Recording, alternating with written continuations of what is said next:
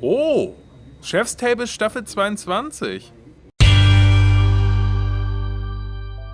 Tja, da sind wir wieder. Chef's Table Staffel 6 ist raus und jede Szene schreit aus allen Ecken und Winkeln: Boah, sieht das geil aus! Über die Gerichte hinaus, die man persönlich vermutlich weder finanziell noch geografisch jemals in der Lage sein wird zu probieren, gibt es aber natürlich noch viel mehr zu entdecken. Jede Folge bietet ein Porträt eines Küchenexzentrikers oder eben Romantikers. Was hat diese Künstler am Herd geprägt, wo kommen sie her, wie auch immer. Ihr kennt Chef's Table. Warum erzähle ich euch das überhaupt?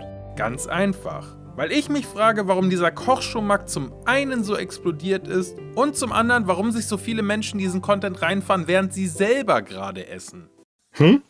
Kochen ist eine geile Sache, ich selbst koche gerne und das nicht nur vor Wut. Aromen zusammenbringen, Ganzes zerlegen. Die Küche ist eine kleine Welt für sich, in der man gleichermaßen Herr der Lage und den natürlichen Parametern der Welt ausgesetzt ist. Ich bin mit meiner Leidenschaft in Sachen Garen, Grillen und Garnieren aber scheinbar nicht allein und so ist auch der Markt für diese Videos unaufhaltsam gewachsen.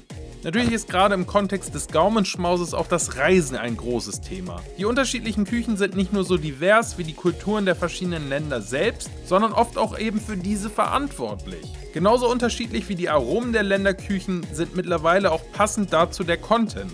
Auf Netflix gibt man sich eher dokumentarisch. Chef's Table porträtiert Köche. Mind of a Chef hingegen ganze Küchen. Cook zeigt, was die Elemente für einen Einfluss auf Zutaten haben und.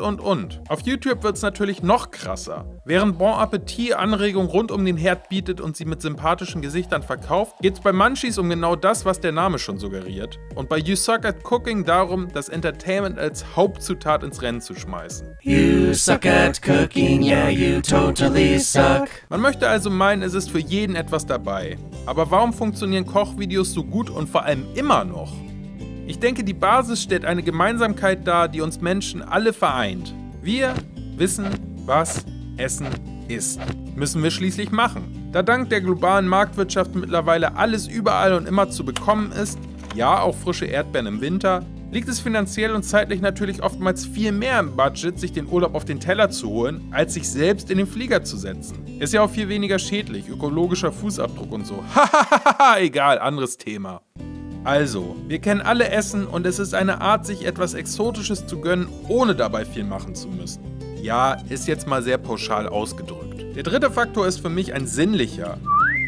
Nein, ich rede von den 5 Sinnen des Menschen. Und die sind meiner Meinung nach auch dafür verantwortlich, dass ich mir bei Chef's Table angucke, wie ein 2-Sterne-Michelin-Menü angerichtet wird, während ich mir eine siffige Bestellpizza reinfahre.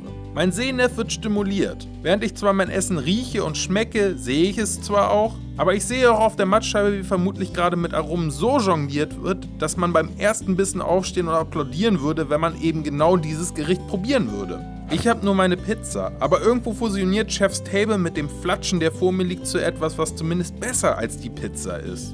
Abgesehen davon hat es natürlich schon eine geselligere Atmosphäre, während des Essens nicht ganz allein zu sein. Nicht umsonst gibt es Mukbang aus Korea. Diese Videos, in denen sich einfach jemand filmt, wie vorwiegend sie etwas isst. Natürlich ist das auch gleichzeitig ein Sinnbild dafür, wie isoliert das Individuum in unserer heutigen Gesellschaft ist. Oh, ein kleiner Hoppelhase. Wo war ich gerade?